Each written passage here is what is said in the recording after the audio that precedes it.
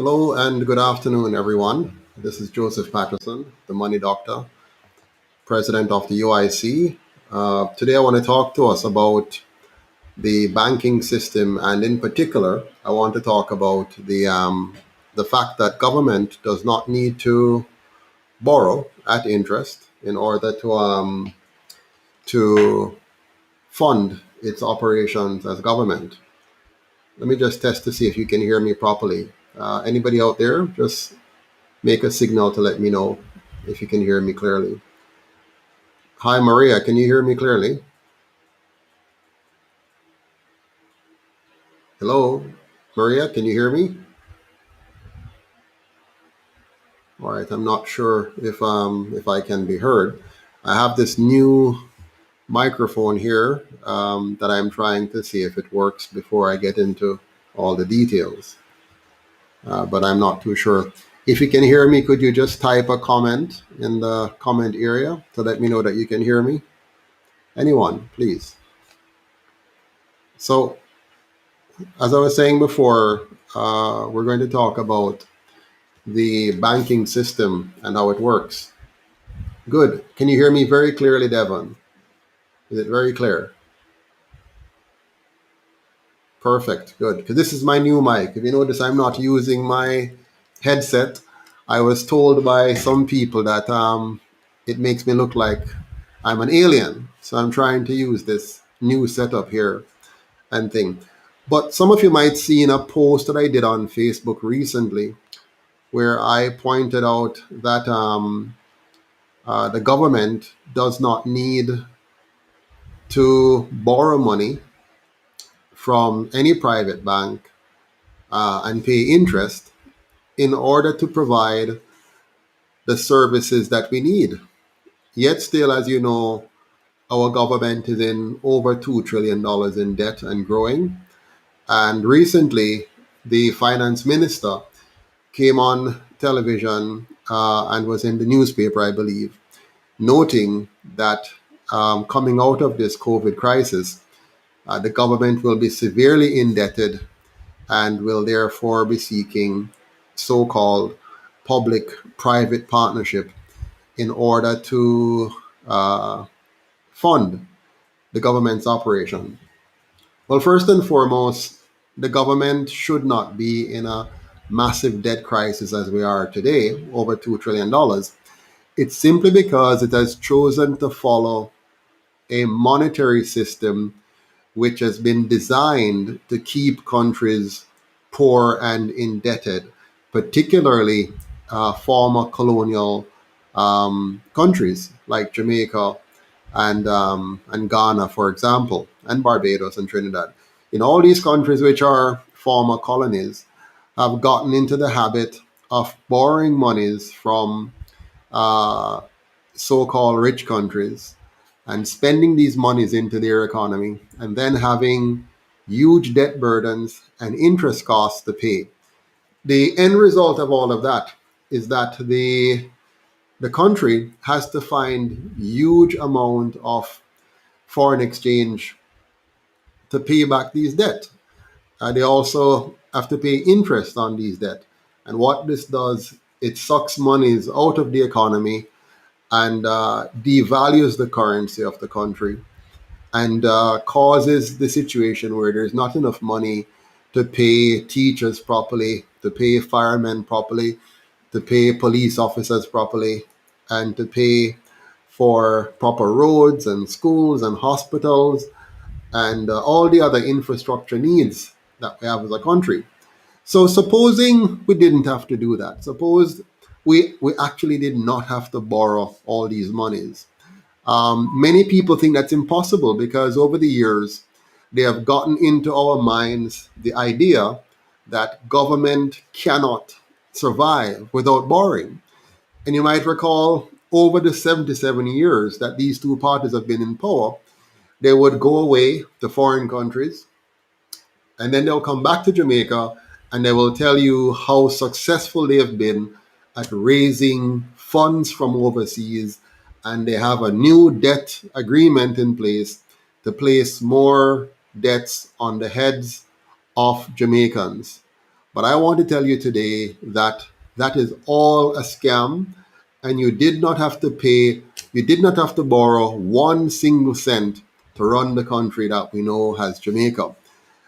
No government, as a matter of fact, except a government that has suffered a major national disaster that wiped out all of its enterprises and wiped out its productive capacity.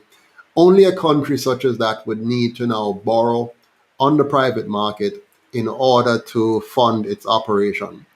Let me explain to you why this is so. First of all, you need to understand what government is.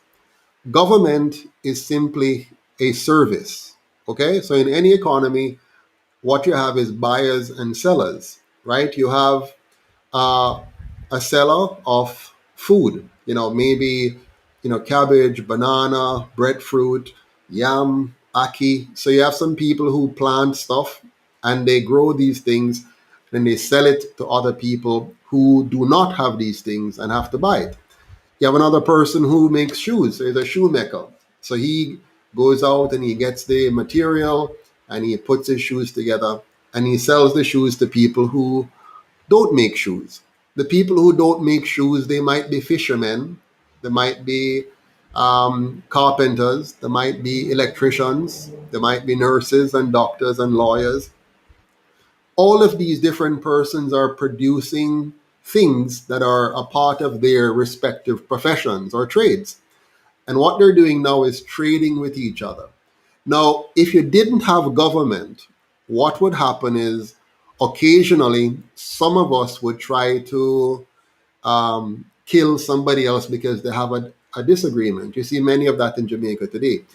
As long as government is failing, you will have more and more murders and so on, because government's job is to create an environment where people can live in peace. So people would probably kill each other normally if you didn't have the government in place, police and so on. Similarly, some people might try to enslave somebody else, capture them and tie them up and bound them and beat them and say, do my work. Others would just try to rob. They won't want to go out and work, so they'll try to rob other people and take away their goods. So we decided as a society that the best way for us to operate is to have a middleman called the government.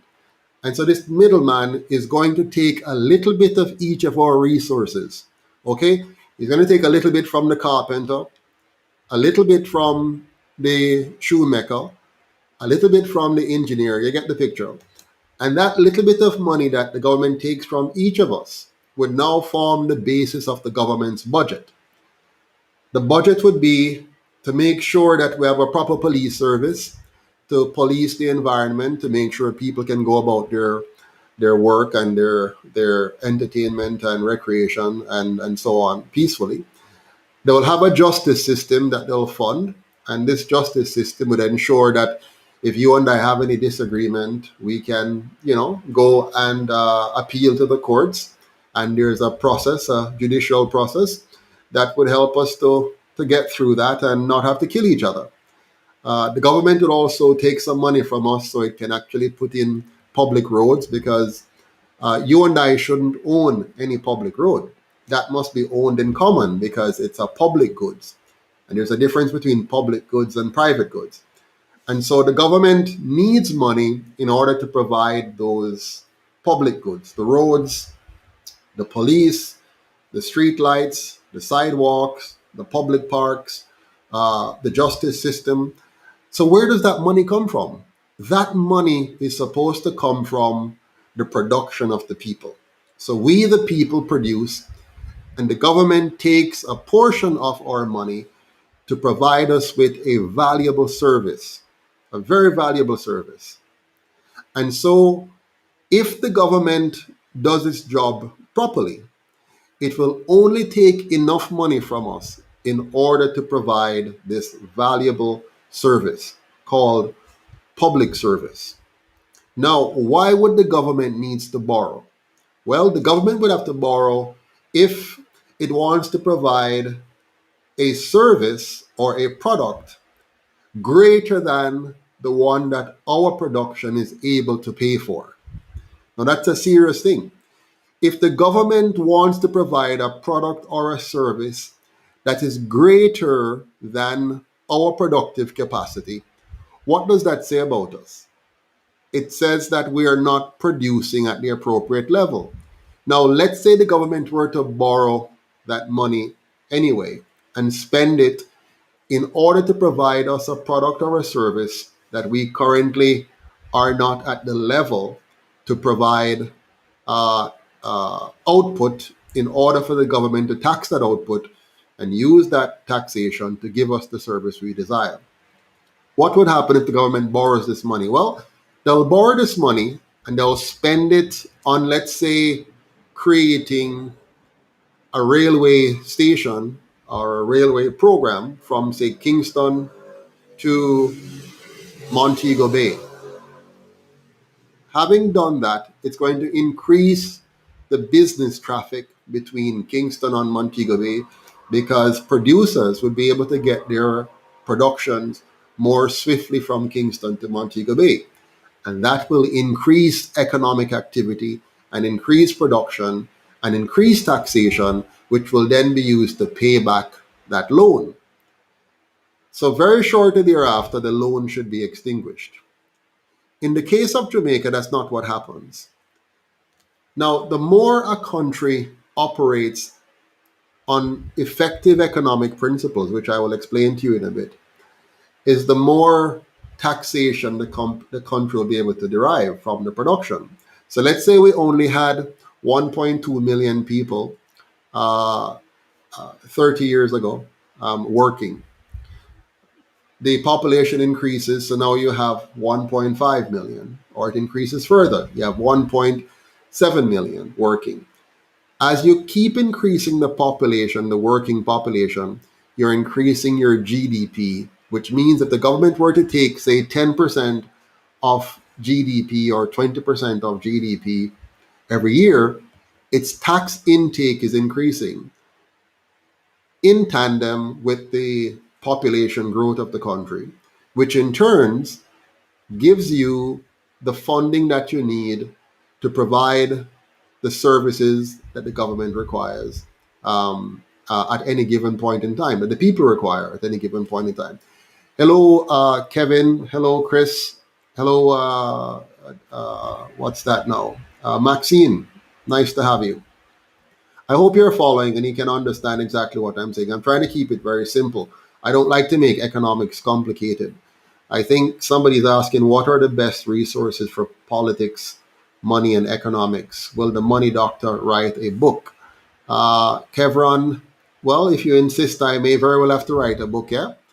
But for now, I'm trying to explain this very simple policy or theory and how it can be operated in practice, you see. So, governments only borrow or should only be borrowing if the requirements of the people are greater than their productive capacity.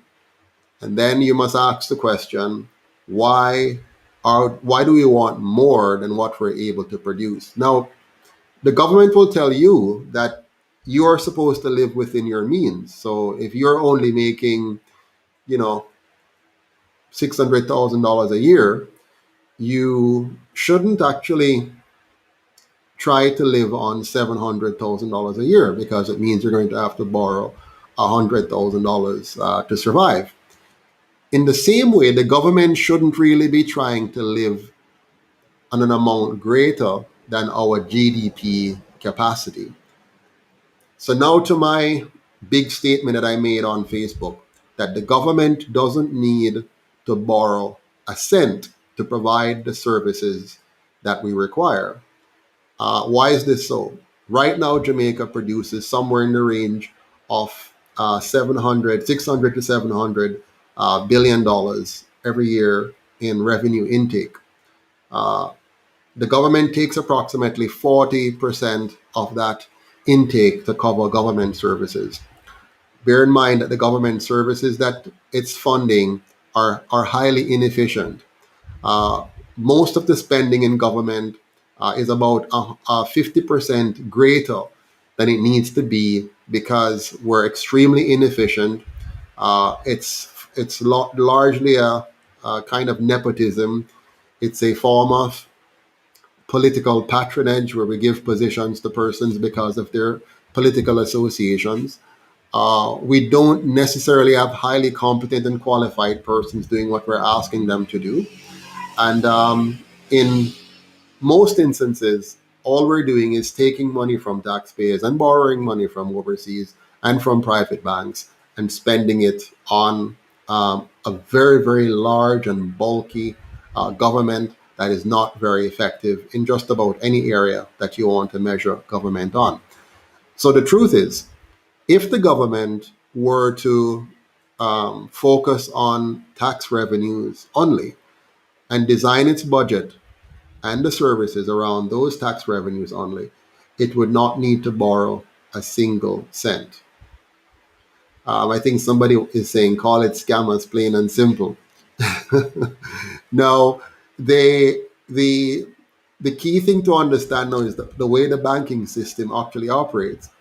The reason why your government borrows is not because it's trying to fund a higher standard of living for taxpayers than it can actually afford.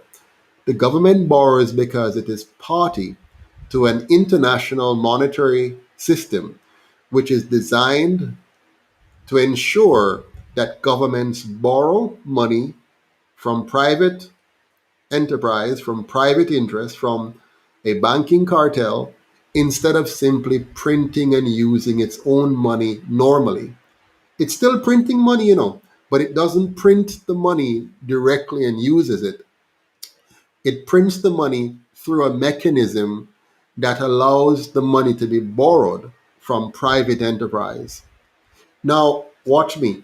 Government, based on our current model of governance, is really the issuer of money, is supposed to be the issuer of money, which means the government has full authority today. Well, it used to. It has recently given that authority away. Most of you are not aware of that. But the government has full authority normally to print and issue the currency of Jamaica.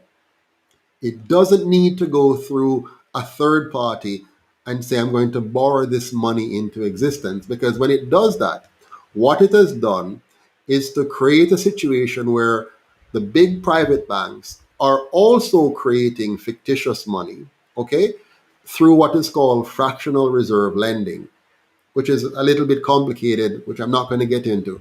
The bottom line is the private bank now lends the money to the government.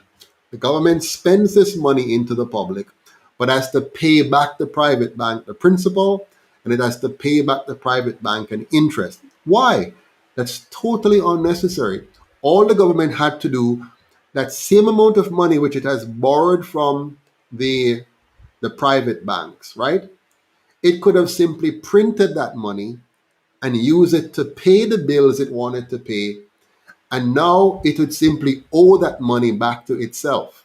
Now, that's ridiculous, right? But think about it. The When the government borrows money from the private sector at interest, who pays that money back?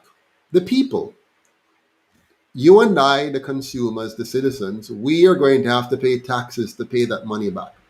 So why borrow it in the first place from these private entity than simply print that money and use it for the people directly, and therefore the people directly will pay back those funds in taxes. Now, many of you out there might be screaming in your chair saying, what is this guy talking about? That's going to create massive inflation. Hold on a second. Aren't we now suffering from inflation under the current systems that we talk about? Aren't we seeing, food prices rising dramatically? Haven't we seen the prices of houses going up tremendously? Haven't we seen the cost of tuition and university going through the roof? Haven't we seen the cost of basic goods and services? So inflation is not the problem, even though, yes, you can have severe inflation if government does not have appropriate checks and balances. So either way, either you have the way we have now, where the government is actually making your life miserable by borrowing money from the private market, right, or from multinational corporations at interest. Now, that interest and principal compounds and grows every year, and you, the citizens, have to pay. You pay one way or the other. Now, in Jamaica, how do we pay? We pay in that the interest payments that and compounded interest payments that we have to pay back to these lenders deprives you of good roads. It deprives you of good schools. It deprives you of good hospitals. It deprives you of a well funded, well trained, well equipped police service. It deprives you of a well managed and well developed country. It deprives you of job opportunities because so many companies fail from the overtaxation and over regulations, and so many persons do poorly in school. And then you have to migrate out of Jamaica to go and find opportunities. So the current system is not working. So I see somebody asking here. It says, "Listen, after what I heard, one of your speaker had said a while back when he was talking about how Jamaica don't have a jaws of life. I'm not too sure what that means. And how much are spent on government corruption in Jamaica yearly? I can't call them nothing but scammers, plain and simple." Well, I must agree with you. Mr. Kevron is saying, what will we do to get Jamaica out of debt? Well, Kevron, the first thing we have to do to get Jamaica out of debt is to understand what I'm explaining here. You have to understand that the government should not and does not need to borrow money. It has the authority and the power to print and use its own money to buy any product or service it needs to buy. So if it has to buy policemen, it can print the money and buy a policeman. This will not, in and of itself, create inflation. So let's talk about what creates inflation. Inflation occurs when you have more money in the economy than production to match that money. In other words, let's think about it in the context of how money really works. So let's say there are two of us in the economy, just me and you, and we both have $1 million each. And so we have $1 million between us to trade between us. So I produce pumpkins and honey and whatever, and you produce clothing and shoes and house, and we trade. So every so often we're buying from each other with our $2 million economy, right? 2 million, our GDP is $2 million. But one day I discover a counterfeiting machine somewhere, unbeknownst to you, and I was able to go out and print 1 million more dollars, okay, in counterfeit notes. Then suddenly I would have twice the purchasing power of you. So whatever you used to buy with your $1 million, I now have 2 million to bid the prices up on those items. And so because I have more than you, by theft, by scamming, by counterfeiting, now I am able to buy twice as much as you. But remember, my having $2 million while you only have one doesn't change the quantity of goods in the market. So the quantity hasn't changed. You're still only, let's say, one car for sale, 100,000 pounds of pumpkin for sale, uh, uh, 1,000 liters of honey for sale. The quantity of the products have not changed, but the quantity of money has now doubled. You have two times the amount of money now, two times. Well, three times actually. I have two times and you have one time. So we have three times the amount of money. So the money has increased. The quantity of money has gone up. So liquidity has increased. So those monies now are going to demand the goods. Now, if both of you go to buy a pumpkin and the pumpkin used to be for, $100 a pound. Now, when you say, I'll pay the 100 per pound to the vendor, I say, no, no, no, no, no. I want the one pumpkin. I'll pay you 150 a pound for that. Who do you think the vendor is going to sell? Me. So suddenly the pumpkin prices move from $100 to 150 because I now have counterfeit money, money I didn't work for, money that is not backed by any production. And I'm going to use that money to bid up the price of the pumpkin and leave you in the dust. And so now I have pushed up the prices because of my ability to counterfeit. Now, watch me carefully. When the government does the same thing, it causes the same result. So if the government now prints, say, let's say the money supply was, as I said before in my example, 2 million, and the government now prints an extra 1 million. So now they've now increased the money supply by 50%. All that did was to take a piece of the value off of the other monies that existed before. That's what creates inflation. So it would have taken some value away from the other monies out in the market because now you have this money. But the trick is, who gets to spend that money? Now, in the Joseph Patterson system of economics, where the government would have produced that money and spent it into the market first, then the government would have had the benefit of taking some of the value away from the other monies that exist, so to speak. Now, in the existing system, the government doesn't do that. The government allows the big, massive private banks, they get to produce that money out of thin air, which is really counterfeiting, and they get to spend that counterfeiting money first. Now, whoever get to spend it first, they're going to get the most benefit. Whoever spends it second, get the second most benefit, third, and so on. The people who are at the very bottom, the minimum wage people, and the lower class people, and lower middle class people, and middle class people, they are getting the lower valuation of that money, while those at the top of the pyramid is getting the higher valuation. They're getting first dibs at going out and buying into the market and getting that value. Now, when they do that, remember, they're stealing a little bit of the wealth of the other money because this is counterfeit money now. Nobody earned it, nobody worked for it.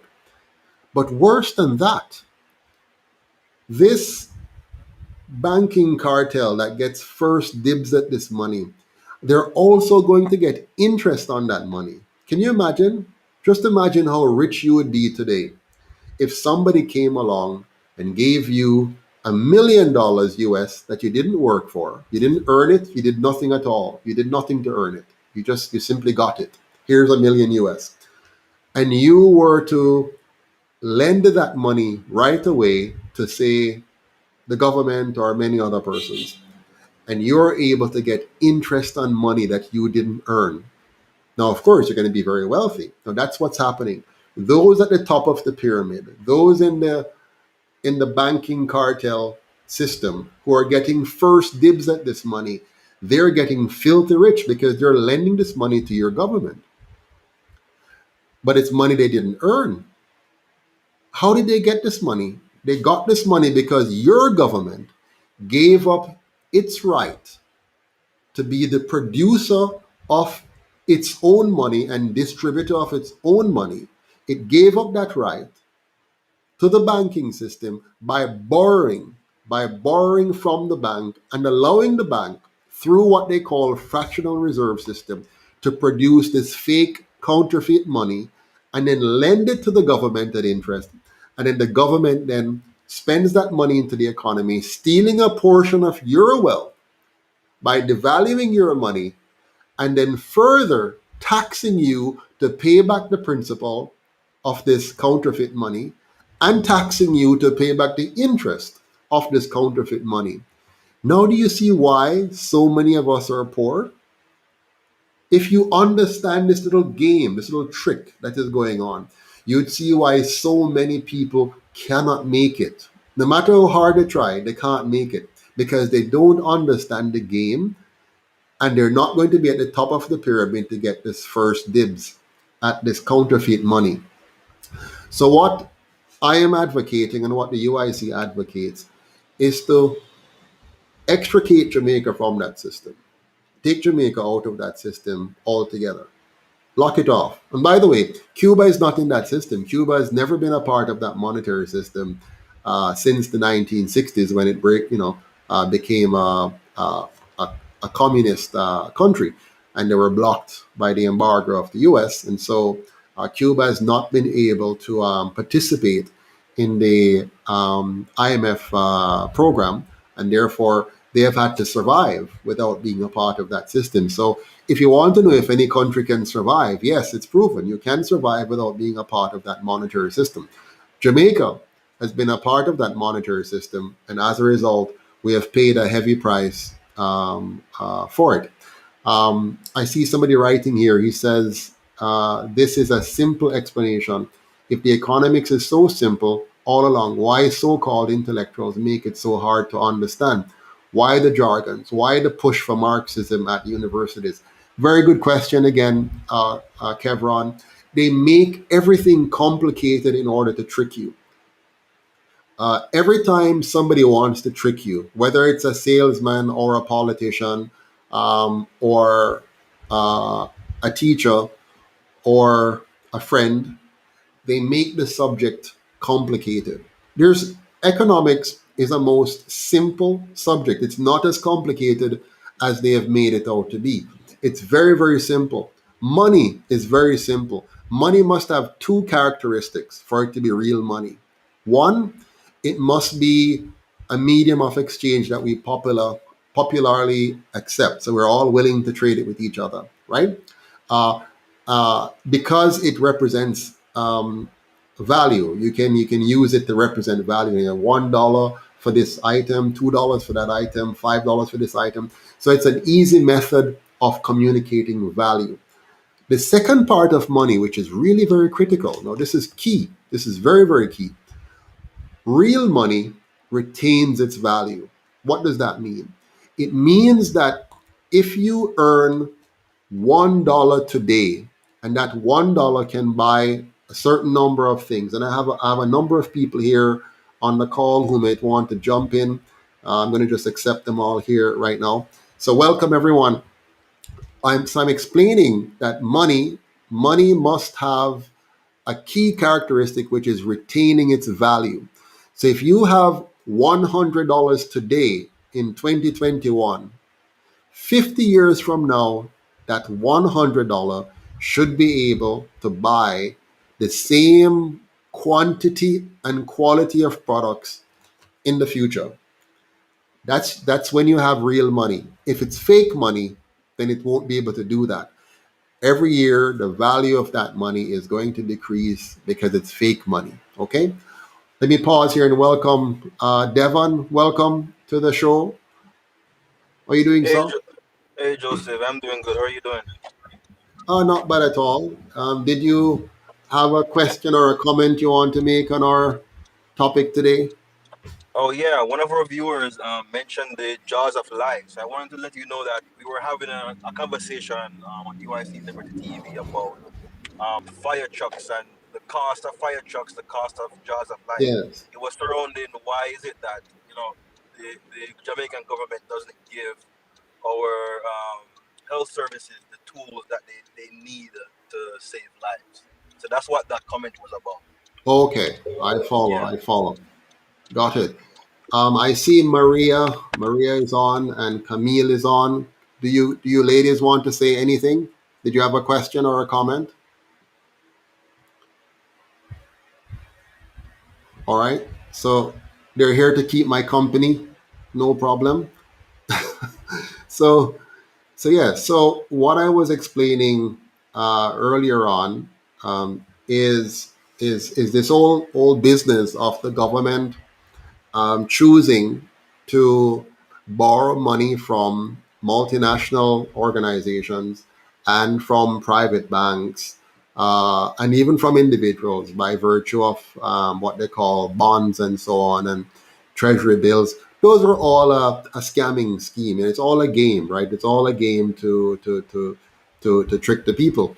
Every year, welcome Camille, Madam Chairman of the UIC. Nice to see you. Nice to have you. Good afternoon, sir. Just here to support you. Thank you very much. Much appreciated. Maria said she's not able to speak. I guess her microphone isn't working. But yeah, so as I was explaining, the the government creates a number of schemes, and we normally fall for it because they know that we're not particularly well versed at economics. So they tell us that they need to issue new bonds and they need to borrow monies of all different sorts and forms, and but they don't really remind us that all the monies they borrow, we and our children and our grandchildren will have to pay. Now, let me ask you a question. This is me speaking out loud. Why should an unborn child have to pay a debt for me later on? Why should a child who is not born today, when they're finally born and they come into this country, into this world, they will have to pay back a debt that was incurred on my watch? What the UIC wants to do is to make sure that we do not have any um, debts being carried over from one generation to the next. Any monies that we have to borrow should be paid back within one generation. So it must be within that framework. But the truth is, we don't have to actually borrow any money. We don't, because the only money the government should be spending is the money that you and I produce. You and I are supposed to produce the money. Let me rephrase it. Think about it. If you want an ice cream, how should you get the ice cream? You can either borrow the money to get the ice cream, which wouldn't be very wise because you're going to have to pay a debt in the future. You're pulling forward your income to today when you borrow. Or you can steal some money and buy the ice cream, which is also not very wise because you're putting yourself at risk. Or you can earn the money, or you can beg the money. Now, the last two are the best one. It's better you beg the money, then at least you know that you don't have to pay it back. Or you earn the money and you buy the ice cream. Now, think of the ice cream as public services. If we want these public services, then what we have to do is earn the money to pay for them. So if the Jamaican people wants good policing, they earn the money and pay for it. They want good roads, they earn the money and they pay for it. Now, let's say you want the roads now, but you don't have all the money to pay for it now. So you're going to have to borrow. Think about that carefully. You want the roads now. You want a nice big highway. You want it today. And you're going to have to um, uh, pay for that highway today. What will you do? Now, the government has to make a very careful decision. It has to say, what difference will this highway make for the Jamaican people? Will this highway increase our productivity to the point where we can pay back the principal and interest that we're going to borrow to build this road? Now, if the politicians are motivated purely by politics, which they normally are, they may not care how that road will be paid for into the future. So you have to put limitations on politicians. Otherwise, they're going to simply make decisions that will leave our future children. Um, uh, sorry, you have to on. Oh, I see what somebody is saying. I need to unmute here so that they can hear me. All right. Uh, okay, there we go. Well, I don't like to talk to people on blank screen, So when I put you on screen and I can't see you and you don't participate, it's hard for me to have you on there. So if you want to talk, let me know, and I will. Okay, I see. I got it. Uh, okay, I need to become more of a pro at managing these sessions. So Kevron says, when I was at school, it was so hard to understand economics and money. Now I realize the system was rigged. Exactly so. So as I was saying, if the government is going to borrow money, then it must be very clear why it needs to borrow this money. Typically, in most well-developed countries, the government can simply borrow the money from itself. It's like the US, Canada, they don't have to borrow money from anywhere, but they choose to do it because they're a part of the system.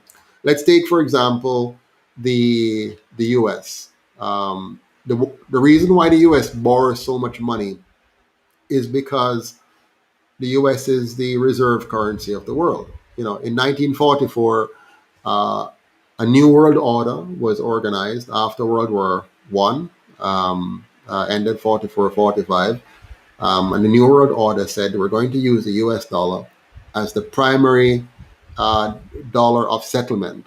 So they're going to use the U.S. dollar as the global key exchange money, right? So all of us are going to take US dollars for what we want to buy.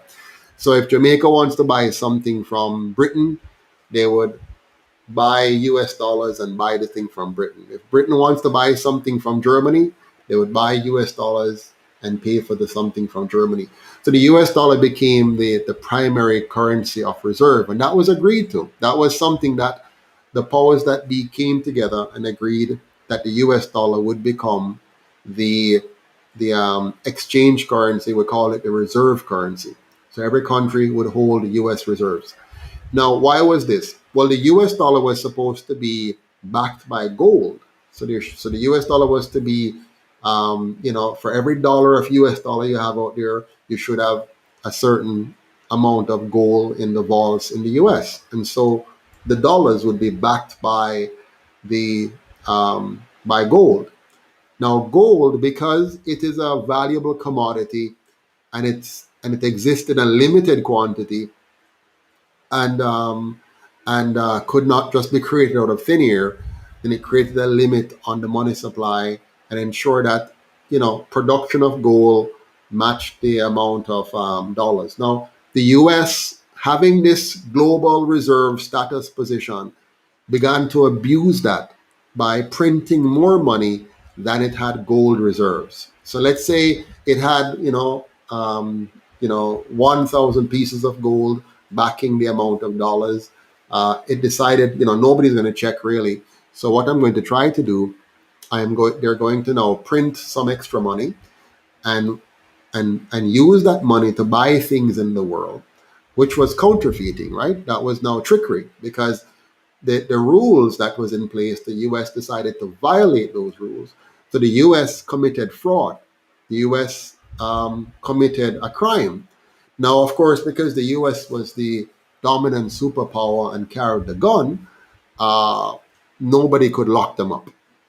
So what we had was France decided to say, listen, we will not play this game with you, America. So what we're going to do, we are going to take away our gold from your country, pull our gold out of the reserve. We're going to give you back your pieces of paper, and you must give us our gold back.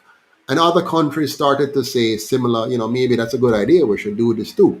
So what America did in 1971 was to say, okay, we're going to sever the ties between gold and the paper dollar, and make the paper dollar completely fiat, meaning by faith. So the dollar stands on the faith of the American government, how much faith you have in America to be able to honor its responsibilities by taxing its slaves. I mean, sorry, its citizens.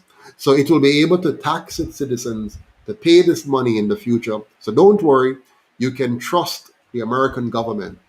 And so they sever the ties between gold and the dollar. Now, what that did was allow America to now spend as much as it wants. For example, today it's now spending trillions of dollars through all kinds of liquidity management approach. They call it QE, quantitative easing, where they're just producing money and spending it into the economy. Somebody's asking, how do I feel about free banking? I'm going to talk about that next. So with America doing this now, the value of the dollar continues to be debased and getting lower and lower and lower and lower and lower. Now, of course, the American dollar is still relatively strong compared to other countries because remember, all the other countries are also on the fake system. So even though the American dollar is going down, all the other countries like Jamaica who are on the fake monetary system is also going down. So, for example, Jamaica will borrow, say, a few $1 billion in US. When it borrows this money, all it has done is pull this money into its economy, dilute all the money already in the economy, which brings down the value of those monies in already in the economy, which makes you poorer. So every time the government gets a new loan, you in Jamaica, all of us here in Jamaica gets poorer every time it gets a new loan. Now, those of us who are in the top 10% who have mitigating factors, if we can, for example, invest, through, a position in the banking sector, like Michael Leachin, or if you're in the retail trade sector where you're passing on the cost to customers, like a Grace Kennedy or so on, then you're pretty much insulated. Then the government also will tax the citizen and create an international reserve, which then makes sure that the big importers, will get a stable rate that you can work within that bandwidth and keep your margins and keep your profit and pass on any of the pains to the lower people in society. So you're okay. But for the vast majority of Jamaicans, every time the government borrows money from overseas, for example, and pumps it into the economy, they are diluting the value of your money. If they borrow from the private sector, they're going to pay both principal and interest, which means that's now pulling more taxes and pulling more monies away from the public service, and keeping teachers poor and police officers poor and the army poor and so on. Okay?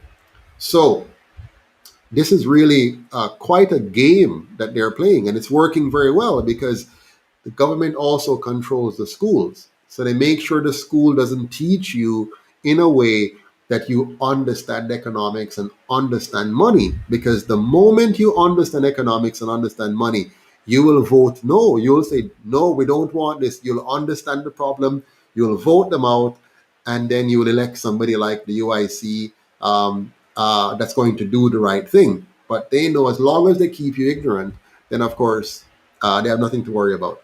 So to your question, I think it was Brent Gordon. How do I feel about free banking? Well, Brent, most people don't know anything about free banking. Now, the UIC supports free banking 100%. And what free banking really means, in simple terms, free banking is where you take away the regulatory power of government to create banking monopolies. So you stop protecting the big banks from competition, which will then bring down prices in banking services, open up more banking facilities. So you'll have smaller community banks spread across the country. You would have lower interest rate for capital for business activities. So you'll have more capital available. You have lower interest rate on that capital. You will have smaller banks across the country. You'll have no protection, no government protection of the larger banking competitors, and this will in turn create massive economic growth, right? Because now you're going to have capital making its way down to the grassroots of society. You'll have more competition in the banking sector. You'll have lower prices, greater access to banking services, and now you won't have a small number of persons controlling and manipulating the banking enterprise. So, again, I'm keeping it very simple because I don't think we need to make it complicated for people. So, hope that helps, Brent, with your question. Another person says, "You threw it, I caught it." Yes, slave. Well, that's true. I mean, basically, the form of government we have today, is one that sees the citizens like we exist to serve the government, and that's so wrong. The government exists to serve the people, but we have allowed government to become our master. So we are now slaves of the government. They get to regulate every area of our lives. They can decide how much sugar we can eat or not. They can decide what our kids learn in school or not. I mean, I went to the government office recently, and I was wearing my lovely Ghana sandals, lovely sandals. You know, I had on my neat pair of jeans, a nice shirt, and I'm wearing my African Ghana sandals, of which I'm very proud. And I went up to the office, and they said, "No, you can't come in." I said, "Why? You're not allowed to wear sandals inside." Now, can you imagine this? So the government is telling me that I can't wear my sandals inside my building because it's a government building and it's a public building. So I am a member of the public. I'm a citizen of Jamaica, and I could not set foot into the building I'm paying taxes for because I'm wearing a sandals. Now, tell me something. If I was a poor man and all I have is a sandals, what would happen? Now, fortunately, I had a pair of shoes in the car, so I could go back into the car, take off my lovely African sandals, and put on a piece of old shoes. And I walked into the government office, no problem. But why? If a person is poor and don't have a sandals, suppose it was Muta Baruka who came and he had nothing on, you know, Muta normally walk barefoot, they wouldn't let him in. Or maybe they would let him in because he's somebody of note. And that's what the UIC want to get rid of. We don't want this thing where people of note get special treatment. And we also don't want these rules, these arbitrary rules that takes away our rights because some government official decide that they should make these dumb rules for us. Anyway, somebody else is writing. But you can't tell folks they're not slaves because they feel if they're not in chains and stocks, they're not slaves. But I'm glad you catch that. Yes, man, I know that. In fact, my friend, whoever you are, I can't see your name. All of us are still slaves. Okay? You are a slave if you are not free to decide what you want to do with your life, with your freedom, and with your property. For example, none of us own property in Jamaica. Nobody. I have a title, yes, to my 36 acres of land. I have a title, but I don't own that property. The government owns it because I must pay them a rent called property tax for the rest of my life. And the moment I stop paying that rent or property tax, then that property will go to the government. They can come in and kick me off of it. Now, the UIC is going to change that because we believe that when you buy a product, you must pay tax only once. Okay? Another question. What is your view on the FSC regulatory body on investments and securities? Do we need them? No, we don't. You know, 90% of the regulations that we have are false, fake, manipulative regulations. They're not there to protect the consumer, they're there to protect the interest of a few. Most of the regulations we have are there to protect big business. They're there to create obstacles so that other people don't get in the mix. So only some people get access to do certain things, and only certain kind of investments are permissible. So the UIC wants to get rid of all of those regulations. Here's the key regulation. The key regulation that we should have in society is quite simple. It's this: nobody is allowed to use force or fraud to get their way. Nobody. That is the regulation. So if you want to start a bank, fine, start a bank. As long as you can convince persons to deposit money into your bank and you can carry out the services you promised them, you're fine. So you're not committing fraud as long as you're not telling them something other than what you are providing. So you're not lying to them, you're not deceiving them, you're not tricking them. That's fraud, right? So you're not doing fraud and you're not using force. You're not going and say, you must join my bank. So I'm going to put a gun to your head. You must be a member of my bank. As long as you're not doing that, you should be free to open your bank. You should be free to create any investment products you want, as long as, again, you are not committing force or fraud to do it. So we have too many regulations. And the purpose of all of those regulations is really to protect a few big business interests and lock out the small man. You know how many small communities could have created any number of insurance products and banking products to create their own community economics and lift themselves out of poverty. Instead, what we do, the government creates laws upon laws that turns us into criminals. So we have to now do things outside of the law to survive. And some people just give up. Some people just give up and decide that, okay, we're going to break into people's homes, we're going to rob people's companies, and so on.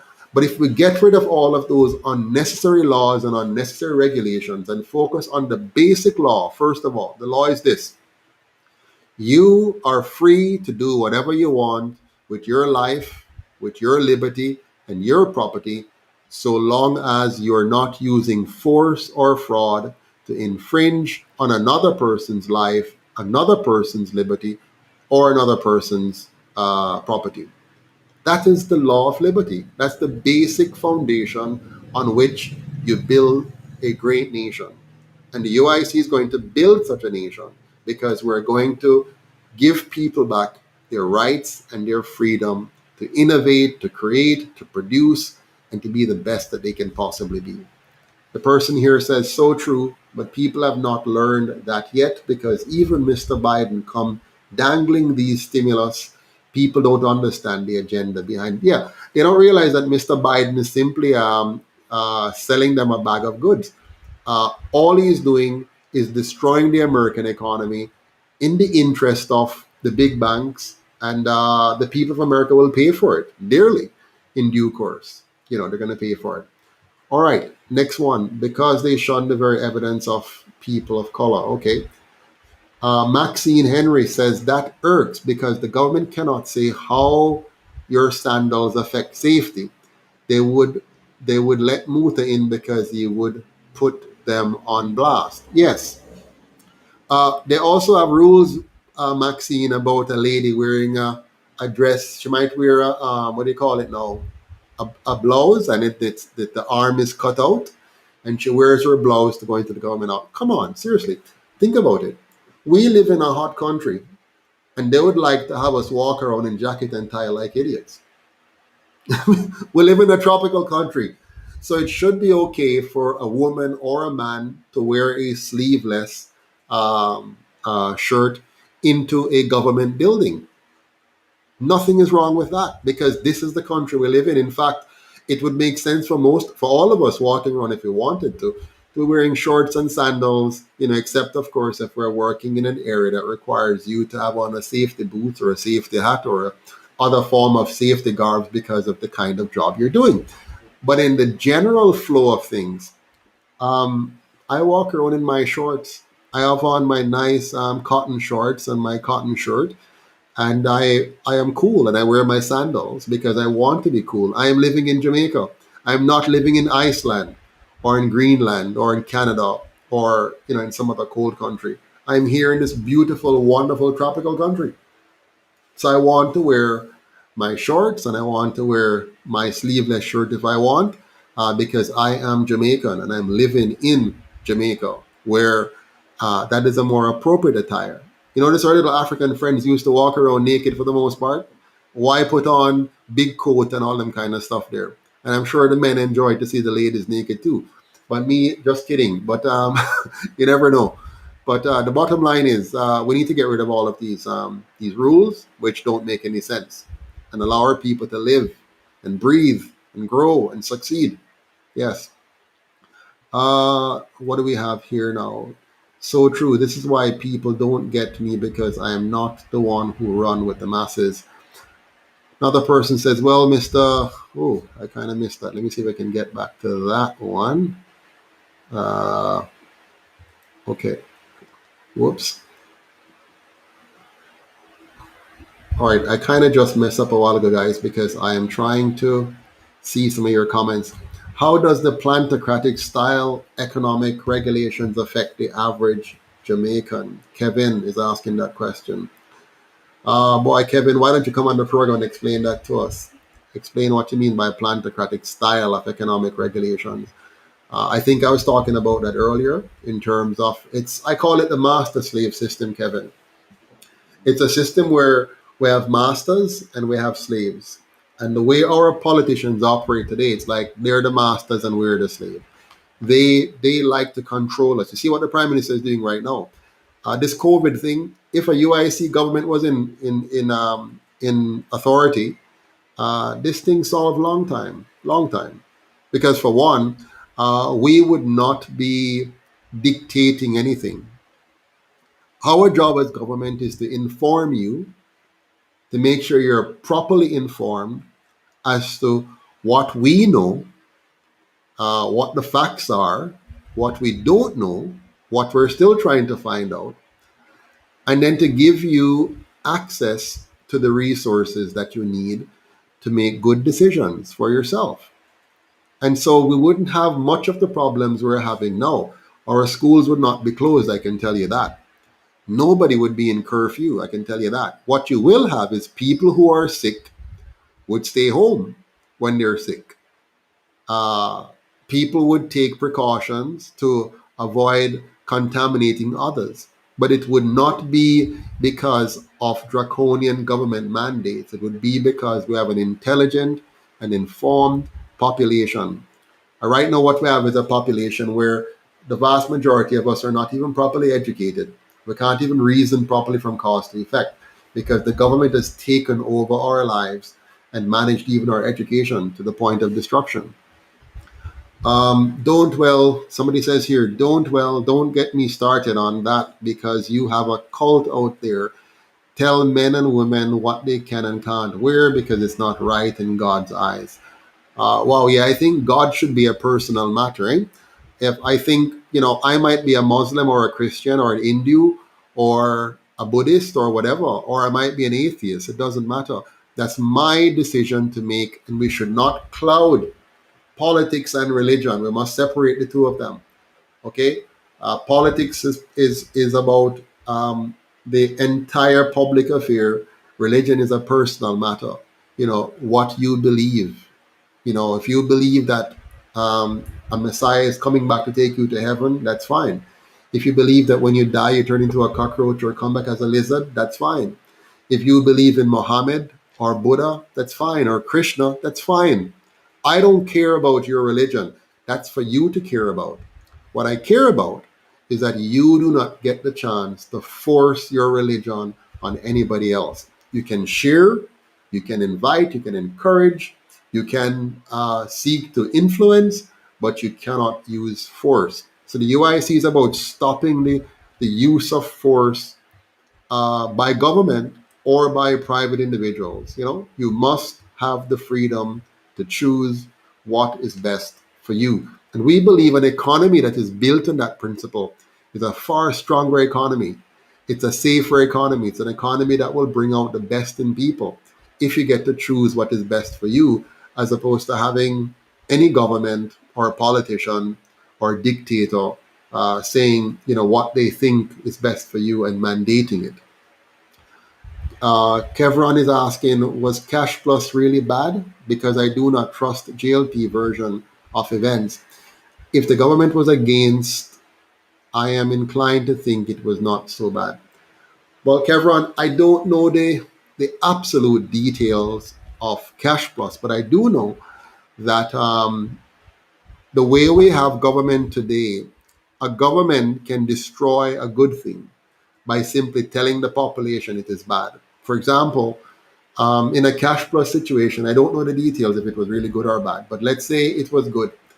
But the government suggests through its public releases that they think something is bad with the organization or what they're doing, then obviously that will create a run on the bank. People will then decide that they want to go and take their monies out, or they want they feel scared, so they can scare you. For example, as the UIC becomes more popular, you will hear many bad things being said about us. You're going to hear people will go out there and say many negative things, which are not true necessarily, but they're going to try to inflame public emotions and try to get people to think bad of the organization if they think they want to get rid of us, right?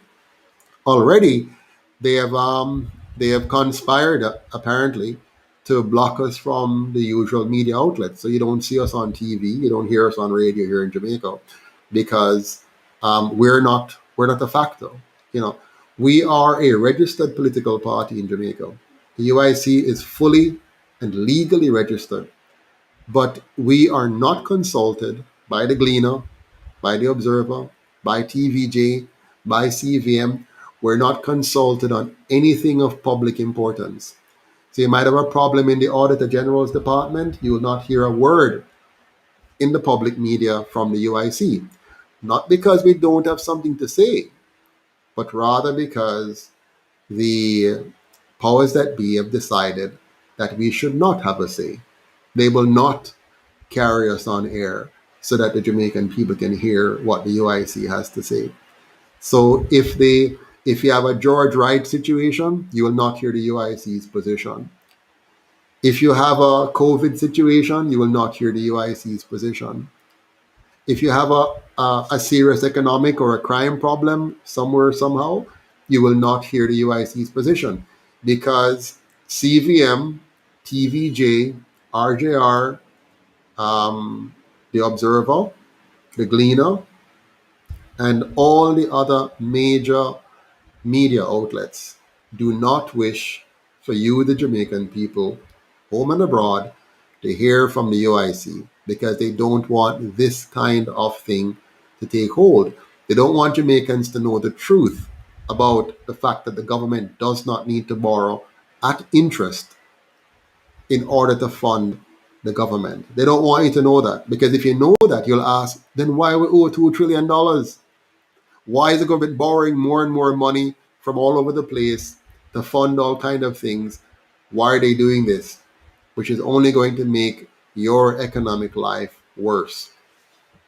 So, another person saying here, that's my take on it too. Now, how do we get out of the poison we have been drinking for so long that call themselves government? It is a matter of money, then we got a lot of work to do. Well, let me answer your question. How do we get out of this? It's very simple. We've started the process. We, the Jamaican people, must create our own political party, which is what the UIC is. We have created the United Independence Congress to unite all Jamaicans who want real change in Jamaica. So all you have to do now, if you haven't already, is join the UIC. If you're already in the UIC, bring more people with you to join the UIC. Volunteer, donate, and help us to get ready to have 63 candidates on the election ballot come the next election. And we don't want it to be too long. We want to have our election soon. We don't even want to wait for another 4 years or 5 years because the amount of damage which is being done to the country now is phenomenal. So what we want to do now, we the people have to come together. We have to say enough is enough. We're tired of the corruption. We're tired of the crime. We're tired of the poverty. We're tired of the mismanagement of our country. We're tired of the lies. We're tired of the deception. We want a quality Jamaica. Now the UIC is very simple. We're not telling you all kind of pie in the sky solutions. Our solutions are very, very simple, right? We're going to fix the government by bringing good checks and balance in. So we're going to make sure that you have proper checks and balances in government. Hands down, number one. So we're going to change the constitution so that you have a truly Jamaican constitution that protects the interest of all Jamaicans, not the interest of the Queen of England, not the interest of politicians, but the interest of Jamaicans. We're going to fix that. Okay? We're going to make sure that the government is refocused. The government today has its hands in too many areas of the economy, too many areas of our lives. It needs to focus. And the focus must be on three key areas. First of all, we must make the country safe. Without safety, we cannot have the kind of investment and development that we need to build a great Jamaica. So we have to fix the problem of crime first off the bat. And that has many elements, but we're going to focus and we're going to drill down and we're going to get it right so that Jamaica is safe. A clean country creates a clean people. So we're going to make sure Jamaica is clean and beautiful. So clean and green. a nice country. So and that's gonna create 500,000 jobs, 500,000 new jobs, just making sure that Jamaica is very clean, is farmed up from top to bottom. So we have food forest right across our hills, permaculture activities, botany activities, landscaping activities. We're going to turn Jamaica into a green oasis. When you come here, wherever you land, whether it's in Port Antonio, St. Anne, Montego Bay, passing through Clarendon, St. Elizabeth, Kingston, wherever you go in Jamaica under a UIC government, it will be a tourist destination. We respect the people of Jamaica so much that we believe the people of Jamaica should be treated the way the government now treats tourists. We want the average Jamaican to be living in an environment that looks, smell, and feels like a tourist area. So we're talking about proper parks and markets and entertainment and housing and trails and streets and sidewalks built by Jamaica, by Jamaicans, for Jamaicans. So we're talking about creating jobs for more than 500,000 Jamaicans to rebuild, or rather to build for the first time, a quality public infrastructure and private housing in Jamaica. So a safe environment, a clean and beautiful environment, and public order. Once we have that in Jamaica, you're going to see business going through the roof. You're going to have far more business enterprise, far more economic trade, far more jobs, and many Jamaicans will want to come home. They'll want to invest in Jamaica. They'll want to live in Jamaica again because it's now a safe country. And just imagine bringing back all of that brain power into our economy. All of those Jamaicans, the surgeons, the engineers, the scientists, the innovators, the entrepreneurs, the nurses, the doctors, the police officers, the lawyers, all of the tradesmen, in all different trades coming back to Jamaica because now Jamaica is open for business once again. It's inviting, it's safe, and it's a place where anybody can now come and live and feel comfortable in the space that they're in. So that's what the UIC is going to focus on day one. A Jamaica that is accessible, that's pleasant, that is safe for all Jamaicans. Some more notes here. It says here, under your system, will the president have veto powers, and will any of the functions of the House of Representatives and Senate be changed? A very good question, Brent. Under the UIC system, a number of things will be different. First of all, no more queen, no more prime minister, no more opposition leader, no more governor general. They're gone.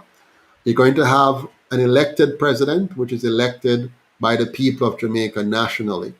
You're going to have three vice presidents, one elected by each county: Cornwall, Middlesex, and Surrey. Our senators, we're going to do away with the 21 appointed senators who are appointed now by their party leaders. We're going to throw that out the door. No more. And instead we're going to have 14 senators, one elected by each parish. So we're now going to have parish elected senators, okay, one per parish. What this is going to set up for us, we're now going to have three chambers in the House, right? The executive branch of government, the president and the three vice presidents, forming the nucleus of the executive. You're going to have a Senate, which is independent now of the executive. Right now, it's not independent because the prime minister and opposition leader appoints them.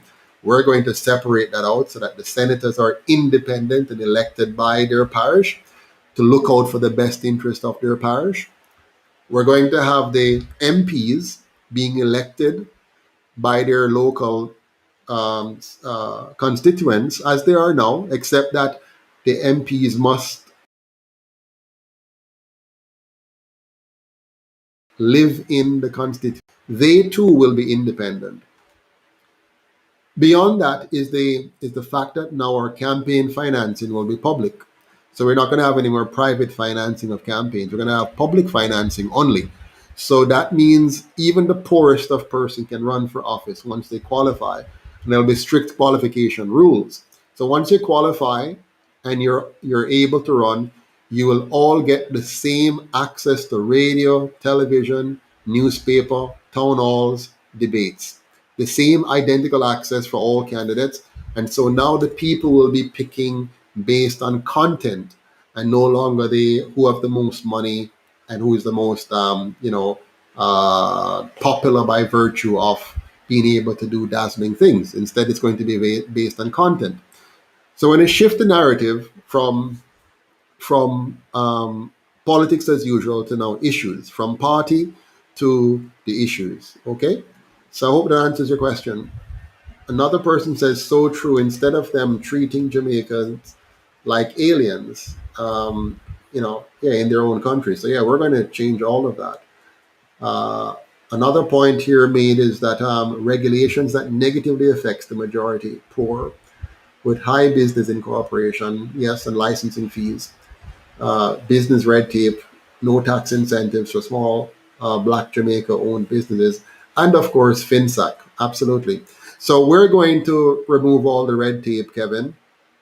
We're going to get rid of the red tape. We're going to get rid of the um, excessive licensing fees and all of that, and focus on protecting the citizens from force and fraud rather than focusing on milking the citizens by way of fees and protecting big business by way of regulations. Okay, one more question or comment. Was just going to say that so many want to come back, but because of crime and violence, they're so afraid. Here's the problem I have with that. It is true that many of us want to come back, but we're afraid of crime and violence in Jamaica. But here's the thing, if you simply are afraid and do nothing, then nothing will change. What you have to do is join me and the UIC in fixing the country so you can come back. Don't just sit there in America or Canada or England or wherever you are and hope and wish and pray for Jamaica to be better. Get involved. I came back to Jamaica about 10 years now. 10 years ago, I came back to Jamaica. Um, and and I am doing my part. I don't want to be a politician. My God, I don't like politics. I do like policy. I do like problem solving. I do like to fix systems. I'm an accountant. My training is finance and economics and mathematics and systems. I mean, I also did engineering, right? So I have an engineering background. So I like to fix systems. I understand systems, and I understand economics and I understand money.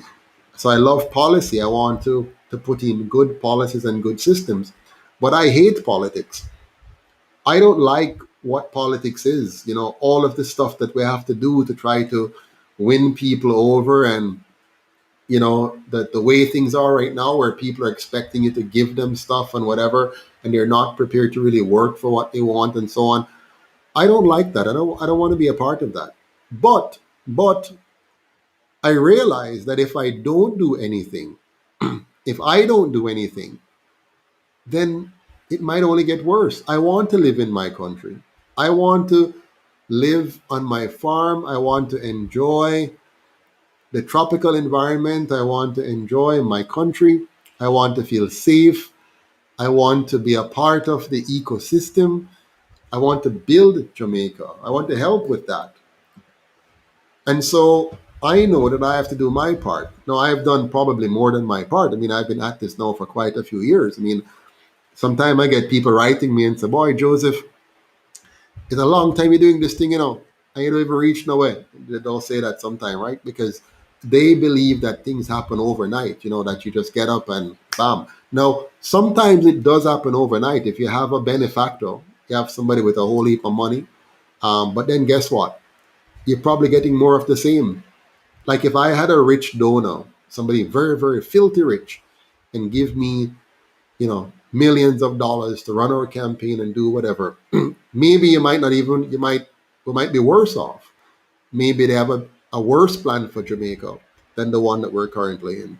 So we don't want a big rich person just giving us a heap of money and that's it. What I want is ordinary Jamaicans. I want one cocoa to fill the basket. I want 1 million Jamaicans giving $25 US, for example. Right? That's 25 million, so we can win the election. I want 1 million Jamaicans getting involved and saying, I want to volunteer. I want to tell somebody about the UIC. I want to host a kitchen side party. I want to hold a function in my neighborhood. I want to hold a dinner. I want to do this. I want to invite you to speak here or speak there. And we're going to have $100 a plate. But it's we, the people, doing it.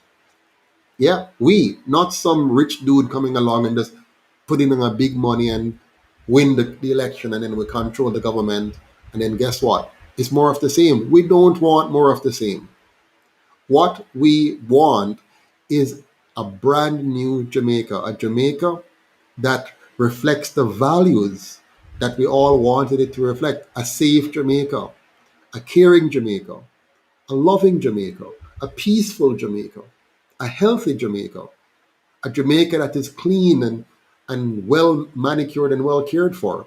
We don't want just to win an election. That's a waste of time. If I wanted to just win an election, I would join one of the other two parties. If I'm just interested in politics, then I'd just be a PNP or GLP because that's just politics, you know?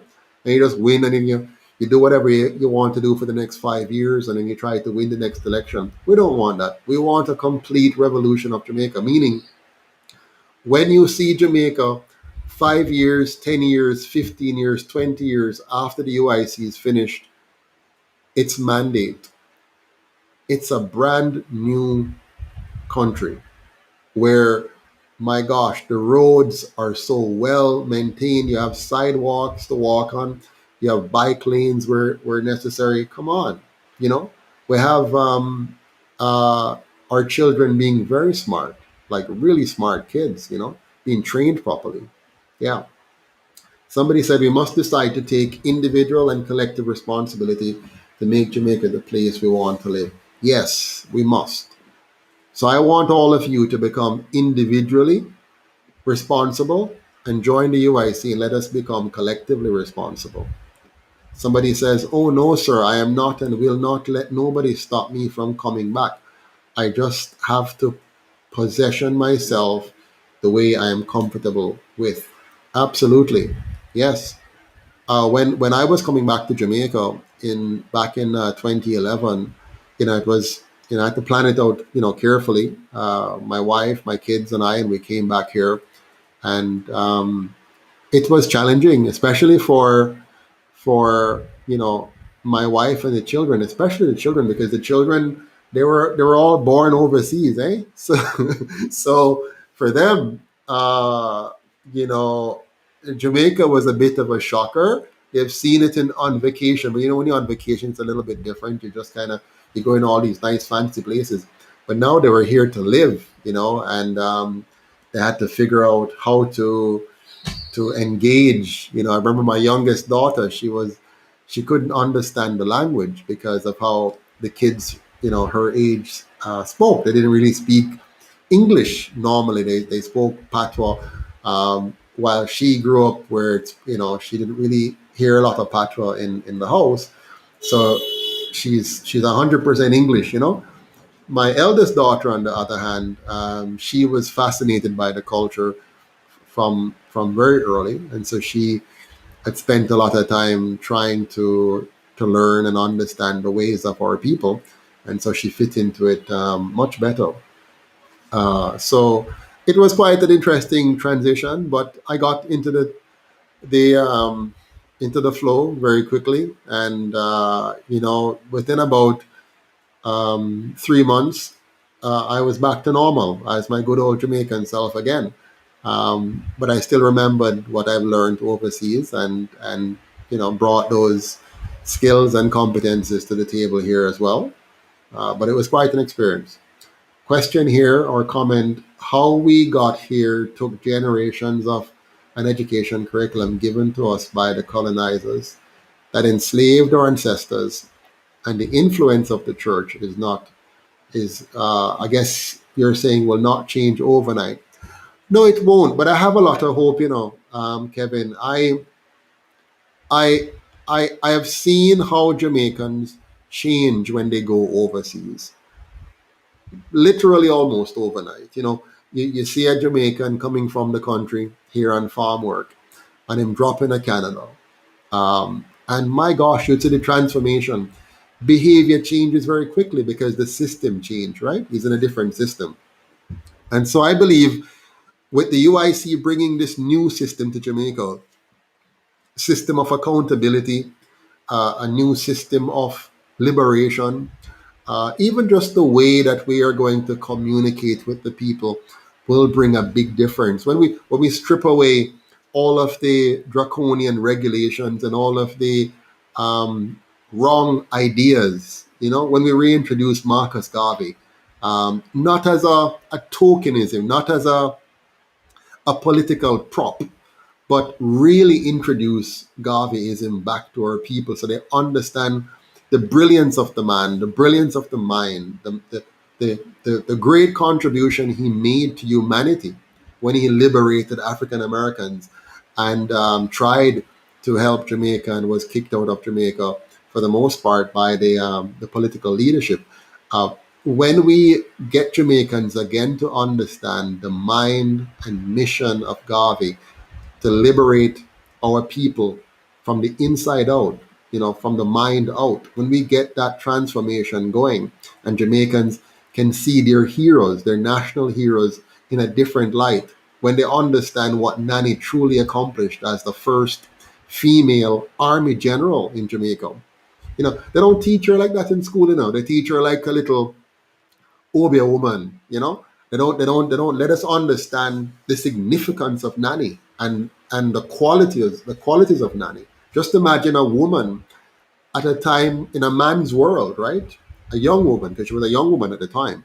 And she had the ability to organize a bunch of runaway slaves. Some of them didn't even serve as slaves. They came off the ship and run away right away. Some, right? But she had to organize these people.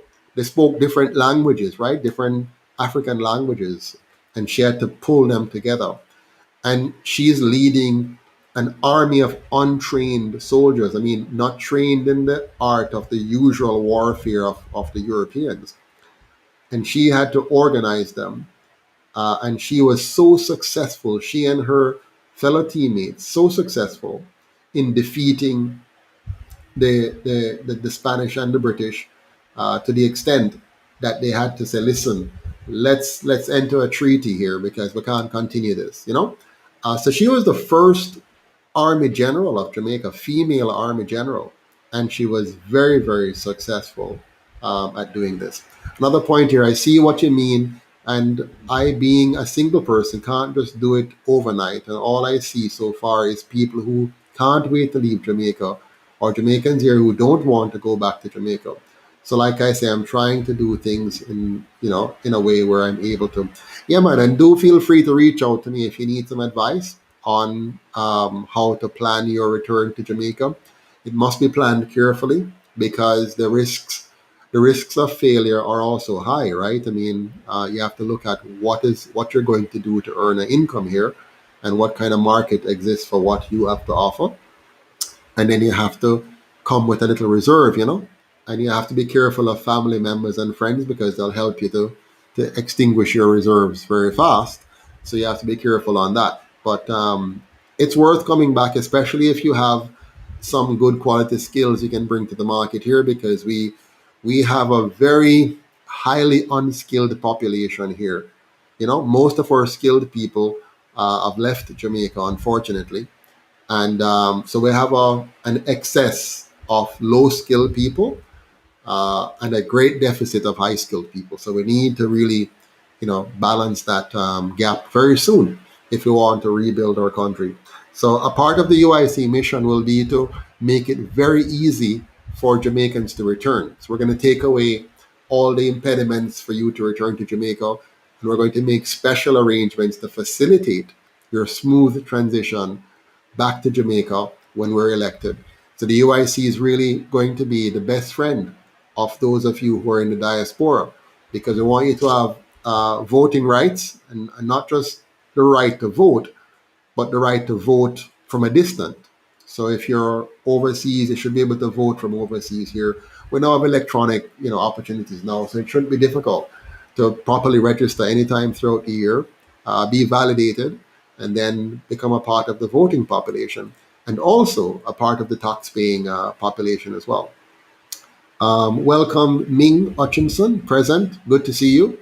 Thank you for joining us. How will you strengthen the entrepreneurial spirit in Jamaica? Banks do not support businesses. It is difficult to even open a bank account. Very good question, Kavan, or, or Kevron. Uh, the entrepreneurial spirit of Jamaicans doesn't need strengthening. Jamaicans are very, very entrepreneurial. In fact, sometimes they're even too entrepreneurial, where they don't know how to be patient. Sometimes when they get a job, they start to try to be entrepreneurial before they focus on mastering the job and developing their skills properly and so on. So, what we really want to do is to educate Jamaicans how to be smart about entrepreneurship. And we also have to make sure that we open up the the economy to the small man, and that means getting rid of onerous regulations and fees that are getting in the way of the small man getting his product to market and being able to compete with big business. So we're going to remove those impediments. Somebody says, other than Singapore, the Nordic countries, what other countries does the UIC models its plans on? Very good, Brent.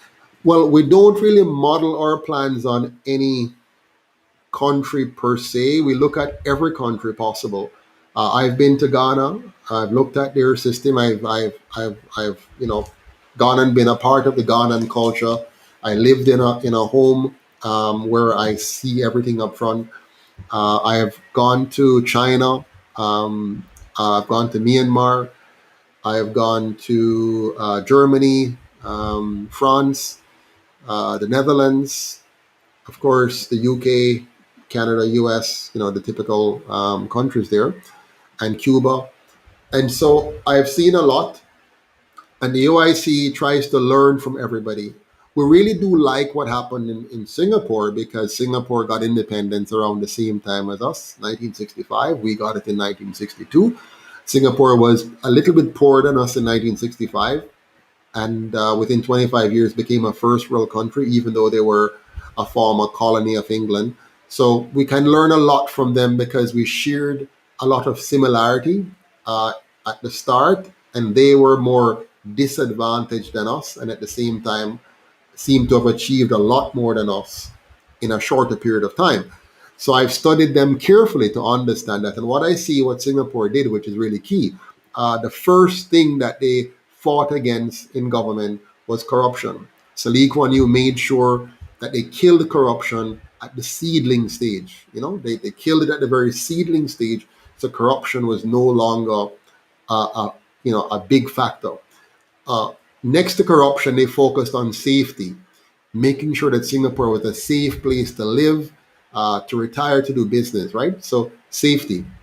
Then from corruption and safety, they moved to clean. So Lee Kuan Yew had what he called the clean and green program, where he just said all of Singapore must be clean. Now, this might be underestimated, but having a clean environment affects people in a very positive way. And I think Lee Kuan Yew really understood this. And so he made Singapore a clean city state. From top to bottom, it was supposed to be clean. And also, he focused on planting trees, creating gardens, ensuring their waterfronts were of high quality so people could go there and sit down and just relax. So he really focused on the human element of Singapore. If you can get rid of corruption, which he did, and if you can get rid of the crime, which he did, Singapore crime rate is like so insignificant compared to ours. And if you can create a clean and orderly environment, those are the recipe for massive economic success. Okay? And that has happened. So Singapore focused on anti corruption, which the UIC is keen on. security, because we know that without security, you can't invest with confidence. Uh, Clean and green, so it's clean, but it's also ecologically very friendly and sustainable for life and for the human spirit. And on top of that, public order. Like he really insists on that. He moved beyond that now to something which the UIC is also very keen on. Uh, we're going to pretty much do a very similar program. He made sure that Singaporeans were secure in their homes. So home ownership. Singapore has I think, a 98% home ownership rate. 98%, right? They hardly have any for rent property because it is, for citizens, that is, because the most citizens, most families own their own home, and they built it. They built it up because they have very limited land space, so they went up. So they used up the air, which is what I want to do as well. The UIC wants to make sure that we have very lovely condominiums, lovely flats for families. We want our poorest families to be living in a very nice home. The poorest family, a good 2 or 3 bedroom condo, a nice bathroom, kitchen, living room, open concept, living and dining, uh, um, clean amenities, parks for the children to play in, swimming pool, gardens. We want to make the place very green, designed for proper airflow, natural lighting, all the things that is going to take advantage of what it means to live in the tropics, and at the same time have a clean environment on it. If we can put all of our citizens that are currently challenged right now into decent homes, and with quality education. We want top quality education for every child, no matter how economically challenged your family is. We want every single child to be highly educated. Why? That's key. If you have a highly educated population, it's able to feed itself, it's able to produce, right? And Singapore has done that quite well. So we're modeling ourselves off of that and building our children, building. We want to have lifelong learning. So even adult education is going to be a key part of our solution. So no matter how old you are, you're still able to learn something that's going to make you more productive and a greater contributor to society. So education, housing, healthcare, nutrition are a key program for us. We're going to fund that by the GCT. We're dedicating the GCT to fund that kind of experience. Devon is saying we in the diaspora should not wait for the UIC to get things done. We should lend the UIC our strength. Absolutely. Don't wait for it. Join us today. Join the UIC today. No, right now, go to www.uicjamaica.com and sign up now and volunteer. There are so many committees we need help on. You can join the committee on security, join the committee on health, join the committee on economics, join the committee on policy, whatever.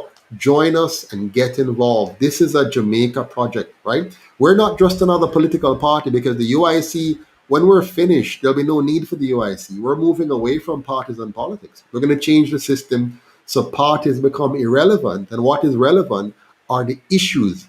It's time we stop fighting each other and start fighting for each other, right? Stop fighting each other. Let us become one Jamaica, united, strong, and free, working for the interest of Jamaica and not fighting each other about green or orange.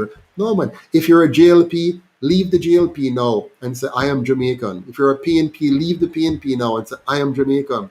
And become a member of a unifying force where we're going to unify the nation and build one Jamaica.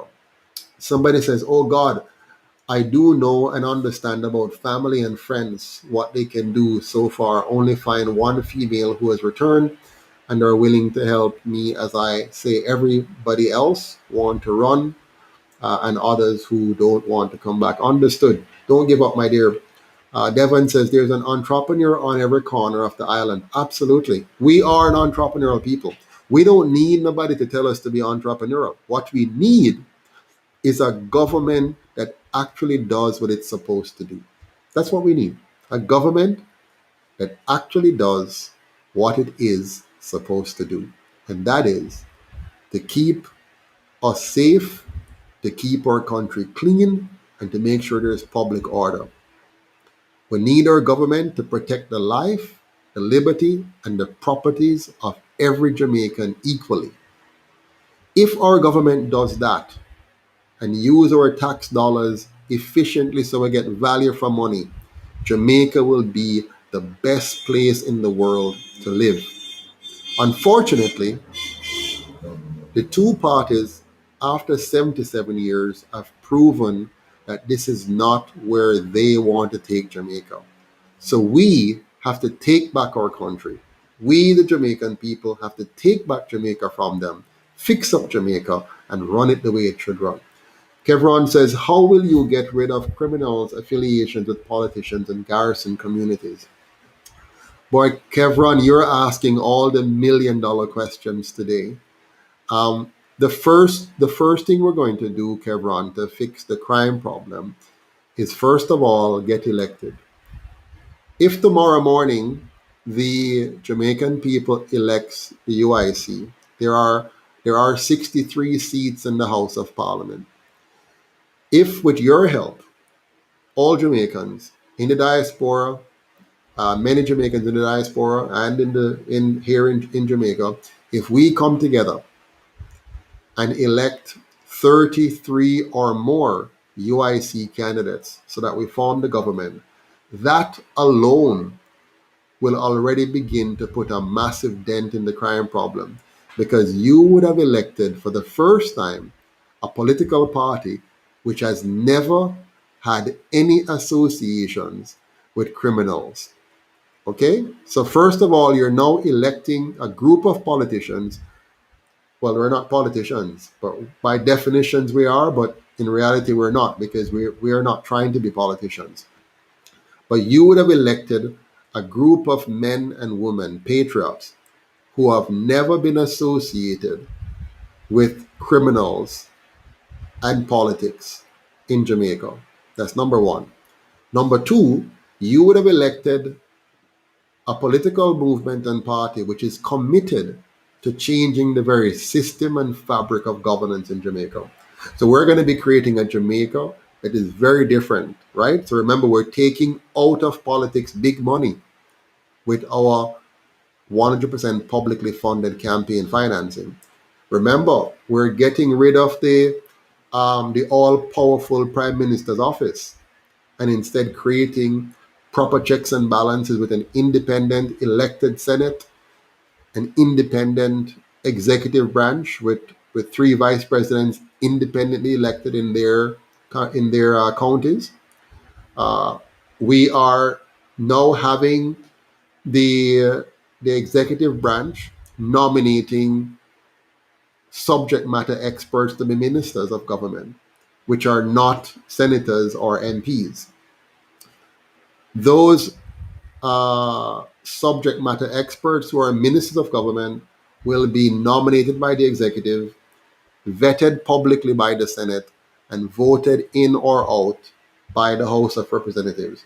This is going to give us quality leadership in every ministry, including the Ministry of National Security. Quality leadership who are independent of the control of the direct control of the Prime Minister's office, in this case, the presidential office or the executive, because now they're going to be separated and having proper checks and balances there. Beyond that, our policy is to convert the police force into a police service. This has many implications. It changes the entire dynamics of how the police works.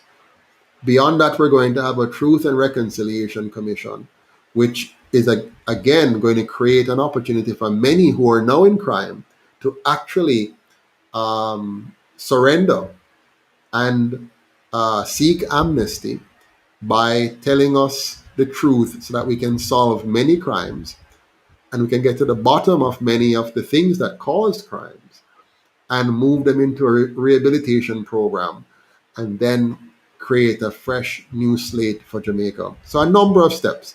I've just given you a general overview. We have a team right now working on the details of our crime plan, headed by some persons who have served in the police itself and in other security positions locally and internationally, working on that. Okay. Next question or comment. The Committee on Public Works and Engineering is coming soon. That's going to feature the removal of the JPS monopoly. So we have our VP, Devon Thompson, who he heads up the whole portfolio of um, uh, marketing, customer service, public relations, and he's working day and night to ensure that we have all of these working groups and committees developing solid plans. We already have the framework, but we're making sure that we check and counter check everything, look at the pros and the cons, look at the costing, because when we come in, we're literally going to reconstitute the government. So, for example, now we have about 128 public bodies consuming billions of dollars and doing very little for the Jamaican people. So, we're going to look at those public bodies, which ones need to go, which ones will stay, in what form they will stay, which ministries will merge. And when we're finished, you're going to get the most efficient, most effectively designed government possible that will cost us only 10% of our income, okay, to deliver all the services we need for a safe, clean, and orderly Jamaica where everybody can live, can earn, and can retire with dignity. That's going to happen within a much smaller government and a more efficient, cost efficient government, while at the same time addressing the long standing socio-economic disparities in the poor, by making sure that all of those who are suffering on the margins right now uh, have access to the nutrition, the education, the healthcare, and the housing that they need to get back on their foot through our work fair program, where we're going to put people to work. We're going to help people to find work that matches their skills and to maximize their capacity to contribute to the Jamaican economy and help to send their children to school and give them a quality education. Another comment here, and the UIC will be creating a truth and reconciliation program. Yes, we will know who was paying for the massive importation of illegal firearms into Jamaica. And of course, part of our crime plan is to make sure that our boundaries, our borders, actually work. Right now, the borders aren't working because we don't have a government that understands. No, I shouldn't say understand. We don't have a government that really cares about protecting our borders. We don't have a government that really cares about the crime and violence affecting Jamaicans. Because if they did care, they would tell us the truth. But unfortunately, the two primary parties for the last 77 years, they can't tell us the truth because telling us the truth would implicate themselves. They would now be telling us what they have done. And we wouldn't stand for it. If they were to tell us the truth, most Jamaicans wouldn't go for it. We would get very, very upset. There are many families right now who have lost loved ones because of the actions and activities of these two parties. So it's a serious matter. Yeah. So somebody said the Jamaica Broadcasting Commission will be the first to go. Absolutely. We need to free up the telecommunication spectrum so Jamaicans can actually access uh, their telecom space at a far more cost effective and liberating way. There are ways to actually bring down the cost of telecom tremendously. And we want to open up the market for that so that the cost, you see, communication is key. If you can communicate, you can achieve so many other things. So we're going to address, those important matters.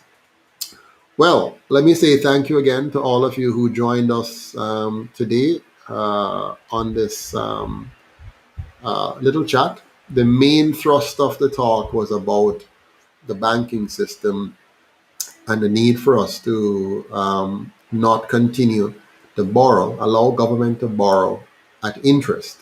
And I hope you learned that that it's um, a serious problem to continue to have our government borrow money on our heads and incur interest charges when all of that is unnecessary. And when they do that to us, they're literally taking our wealth away from us and sending it either overseas to their international lenders or enriching the private banks in Jamaica at the expense of the vast majority of Jamaicans who otherwise would not have had to lose all of that money. Okay? So all of that tax dollars that they're spending on the banks locally or internationally, all of that money could have been spent right here on better standard of living for you and I. We could have better schools, better hospitals, better roads, better environment, better economy if that money was staying right here. Instead, the government has been lying to us, they've been stealing from us, and they have been making us poorer and poorer by borrowing money on the international market and from private bankers here locally as well. When in fact, the government has the power, the authority, the responsibility to protect our purchasing power, to print and distribute our currency, our money rather, and making sure that it eliminates inflation by not overprinting. So, a good government, such as the UIC will ensure we're following a formula based liquidity program. So, we will have a formula based generation of money supply so that we match the money supply with the productive capacity of Jamaicans so that there's always enough money for new industrial activities. As the economy expands in terms of population, the money supply will expand. It will follow an algorithmic program rather than the government making whimsical decisions, like a politician just making some decisions. We're going to make sure it's algorithmically driven, it's production based. So the money in Jamaica will always be backed by our productive capacity, which will then contain inflation, while at the same time eliminating the need to borrow from any private entity, and as such avoiding interest costs and principal costs and compounding, and instead investing all of our monies right here in Jamaica through the government spending its own money into the local economy, buying whatever it needs through the producers of goods and services here in Jamaica, which will cause the money to filter properly through the Jamaican economy, which will grow the economy. It will increase the number of employment opportunities. It will increase the number of innovations and the number of new businesses, and it will make Jamaica a powerhouse economically, especially since we're going to focus on becoming water, food, and energy secure, so that again, less of our money will go out into importations and more of it will circulate here and build our industry and build our people. If that's a Jamaica you want, if you want to save Jamaica from the path it is on, and making us a more sustainable country, a richer country, a healthier country, a safer country, it's time to join the UIC and help me and my fellow UIC members create a real new Jamaica.